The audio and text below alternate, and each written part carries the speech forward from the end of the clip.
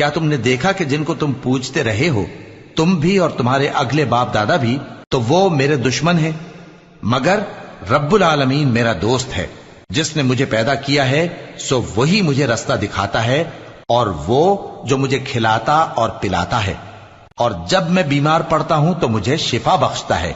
और वो जो मुझे मौत देगा और फिर जिंदा करेगा, और वो जिससे मैं उम्मीद रखता हूं कि क़यामत के दिन मेरा कसूर बख्शेगा। ए परवरदिगार, मुझे इल्म दानिश अता फरमा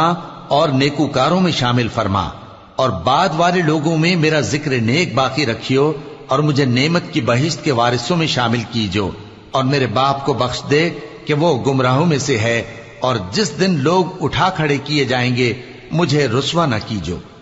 जिस दिन न माल ही कुछ फायदा दे सकेगा